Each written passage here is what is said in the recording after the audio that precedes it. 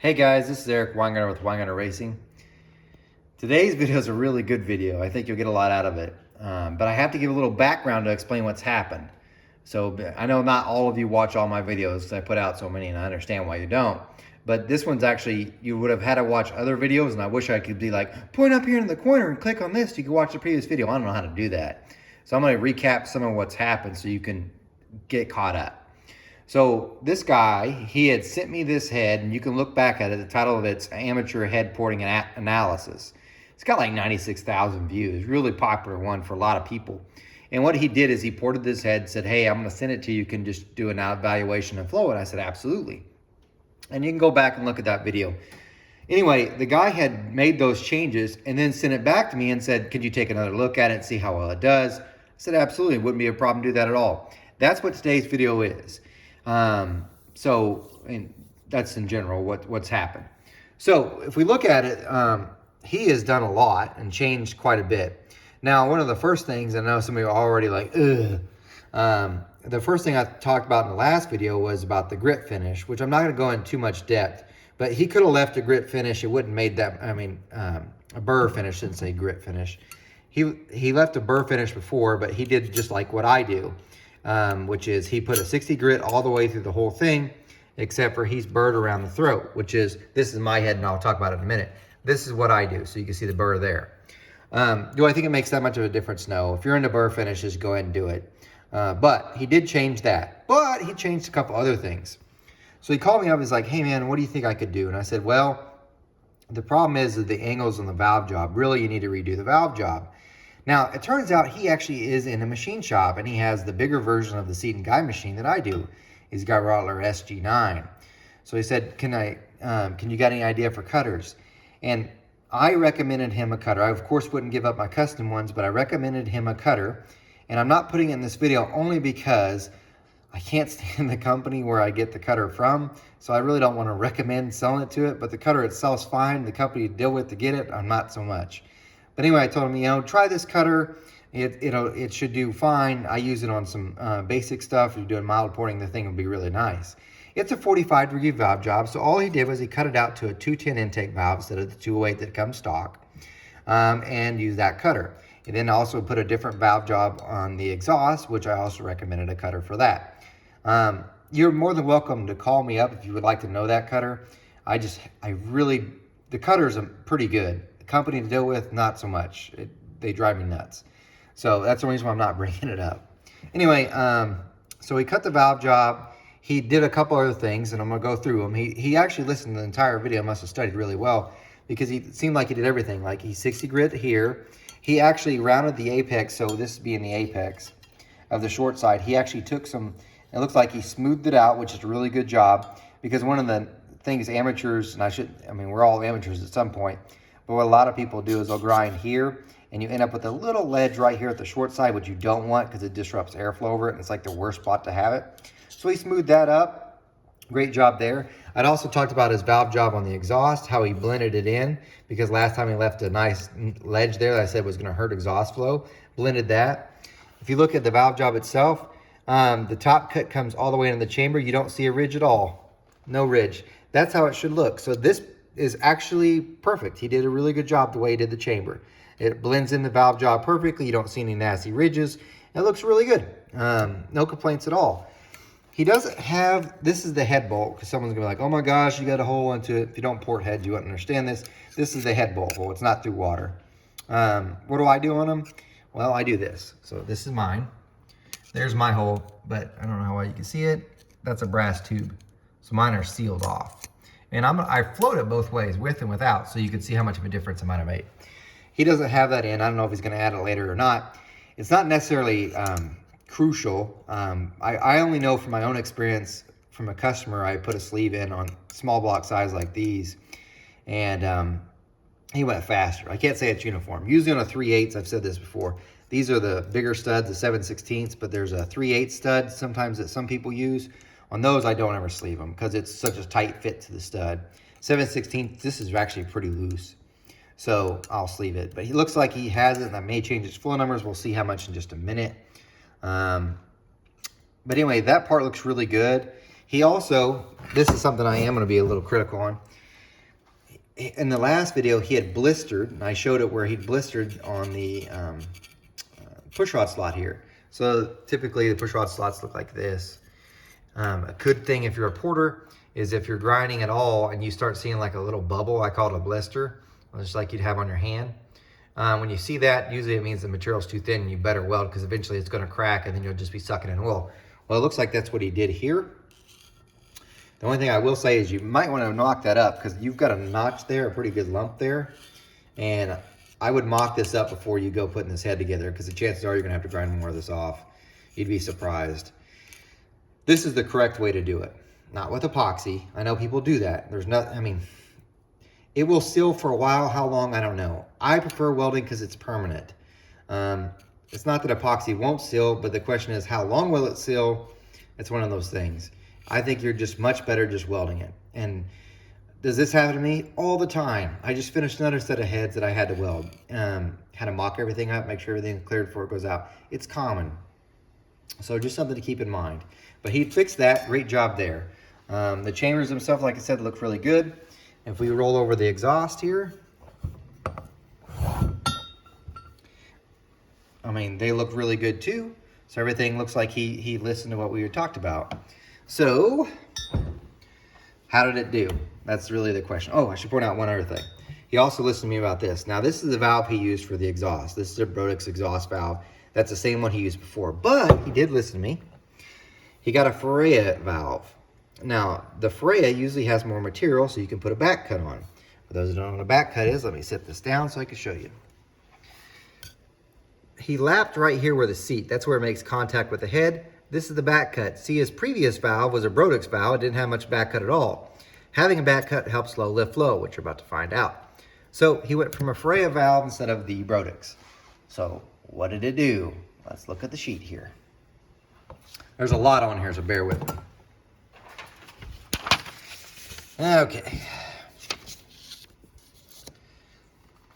So bear with me as I go through this. Let me grab my pointer. Feel free to pause this so you can read this here at the bottom. But I'll go ahead and tell you, this is a stock Dragon Slayer head. So completely stock, just to give you an idea. So if I look at this one, the stock one usually goes, and by the way, they vary. So sometimes they're higher, sometimes they're lower, because after all, this is an as-cast head. They'll have CNC bowl blend. Sometimes they're not bowl blended as well. But this was stock. You might remember this from the video about the 60 grit. It's actually probably one of the better stock ones I've ever flowed. This is what happened after the 60 grit, which you can go back and watch that video and you can see it gained quite a bit. It's not so much the 60 grit was what gained. Everybody thinks it was the change in the surface finish. No, it was because they took out the ridges around where the CNC bowl blend was, and that actually gained the flow. So that's a previous video too. You can watch that's 60 grit versus cast finish or whatever. I don't remember the title of it, to be honest with you. You'll know it when you see it. This is the first time he sent in his head. This was his version 1, which you can go back and watch that. It's amateur head porting analysis. This was his flow numbers. And people, the comments beat him up, and I felt so bad for the guy. Because it took a lot. I think the thumbnail says this took balls, because it does. This guy sent in a head, did a lot of work on it. I guarantee he spent some time on it. And people just, some of the comments were just beating him up like, oh man, he made the head worse. I have to say, if he'd put it on the dyno versus the stock one, I promise you he made more power. And now you're like, no, he didn't. Look at that. I mean, look at the 4 number. Remember, this isn't his stock head, so I don't know what his actually flowed stock. 249 to a 239. So 10 CFM drop there. There's only 1 CFM better there. 2 CFM drop there. Gain there and a gain there. So people are like, so that big deal, it's 700 lift or whatever. It's not enough. It's not going to make that much of a difference. It's not that good, whatever. All right. And then they looked at the exhaust and thought the same thing. Well, I believe on a dyno, he still would have made more power than the stock one. And you're like, that's just one of those things where flow numbers tell you part of the story, but not the whole story. This is after he did his work that I just talked about. So if we look, we'll start here. It went from 71 to 65. You can, that one, it's really hard to see the big difference. So not too worried, but look, 200, 136, that's a gain. 197, he gained 10 CFM there. He gained almost 10 CFM there. Yes, see what I mean? By the way, this really is an outlier. Usually the stock one's for like 242 at 400. So good gain there. Look how he gained from 279 to 286. Gain there. 6 CFM gain there. 10 CFM gain there. 17 CFM gain there. You see where it's going? Trending up. So it's much better. Very little work. I promise you didn't have to get much of the grinder to do this. Valve job. Valve job and valve. And look at the exhaust, how much he gained. So he lost some there. Not a big deal. Lost some there. Again, not a big deal. And there. But then from here on, it gains. You're like, yeah, those are the most important parts. Exhaust is so different. The flow bench really is almost pointless for doing exhaust. It gives you some idea, but not really, because the exhaust speeds are so much faster than a flow bench could ever go. So that's his. So great gain. Now, the question you might be asking yourself is, well, how's that actually compare? And I don't want to, this is going to might come out of me sound like I'm arrogant and I'm better at this. I promise you, I'm not trying to do that. But I want to show you how good he actually is. So what I've got here is two other things, because one of the things I mentioned about was that hole right there. How much was it worth? Well, this is a much different head from his. It's a Brodix Dragon Slayer, true, but it's one of my bigger versions. This one, and the result you'll see for this, it's totally different. What I mean is, it's push rod slots all the way over. It requires shaft rockers. It has a 2125 intake and a 1575 exhaust valve. It's much bigger head. It's not what he does, but I only did it because it gave me a chance to show the difference. This is the flow numbers with it, just like what he has here, where all I did was put a stud through this, a regular head bolt stud that went through there and sealed it off. That's all I did. That was this one. This is number, this one. This next one, all I did was put in the sleeve that you see right there. So just to see how much actual flow there would be gained. It's not to show him up or anything, but just to show how much that sleeve can change flow numbers. And at some points, you can see where it's definitely lower there, definitely lower there, about the same there, lower, lower. See what I mean? So the sleeve can actually make it worse, except for right here at the top. So it's one of those weird things where it can improve and can't improve. This is also not universal. But what I mean by this is there's other heads where it's actually gained, and probably because it had too much area, then you add the sleeve and it choked it down. So if I'd added the sleeve, I can't say that his numbers would have came up or down, but I only put that in there just to show you, okay? Now for this one. This one is probably the closest one I have to his, and that's this head. So what this is, and I'll bring it down and show you in just a minute. This is the exact same version that he has. I have a 210 intake valve right here, and a 1/600 exhaust valve. There is a difference. I used a 50-degree seat. He used a 45. So there's 50 on the intake and exhaust. These are actually Brodix valves. I didn't use Ferrea because the customer didn't want to pay for the Ferrea. Oddly enough, though, Brodix must have watched my video, because when I got the valves, they actually had much more of a back cut. Now, these are not how they come from Brodix. Obviously, I had to put a 50-degree on here, and I was able to make the back cut much wider than even he did on his Ferrea. See? And the reason why is because they'd already had more there. If you notice, the reason for it is also because they reduced the margin. So chances are they went to the valve manufacturer and said, hey, give me more material here, and so I can have a bigger back cut like we asked. And that's what they did. In order for that to happen, you remove some of the margin. Perfectly okay, but the point is, this one actually has more back cut than his valve did. I used Brodix valves, same size what he did. Same exhaust valve too, the only difference being mine's a longer one. Not that that matters for flow numbers, just for stalled height. So this head's the same pretty much as his. No shaft rockers required. And I do a bunch of these. And I'm only going to show you this just to show you how good he is, before you think bad about him. I went and looked just to see how many of these heads I've ported. The Brodix Dragon Slayer itself, this makes number 54 I've ported. 54 sets. Now remember, they're all by hand. I don't have a CNC program for them. Every single one by hand. 54 sets. It takes about a week to do one set, and you're going to have to be moving pretty good to get those done. That means, to give you an idea how many of these I've ported, it would be like starting in January 1st, and you ported the entire year and only did that head and by hand. So I think I've got quite a bit of experience with it, and I'm only pointing this out because I've done so many in different ways and everything else. So how close did he come to me? And he came pretty close. So let's look. So what you need to do is compare this one. This is his, I think. Nope, sorry, this one. Yeah, this one. This one right here with this. So let's see. He definitely beat me at 1. And that could be a 50-degree valve job thing, but I don't really care. I got him there, but not by much. Gets him there, but look, he beat me at 4. That could be a 45 versus 50-degree valve job. I got him there. But if you notice, yes, I'm like 10 CFM better. But again, how much more experience did I have with this head than he has? He is really, really, really close.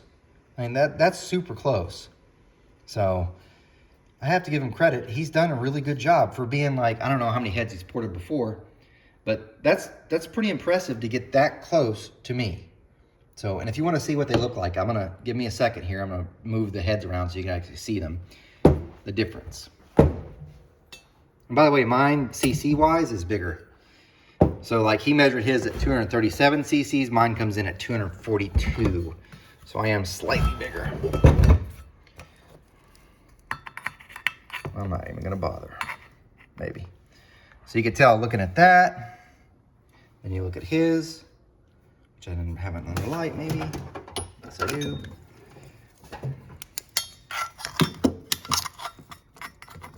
He's getting a dollar light.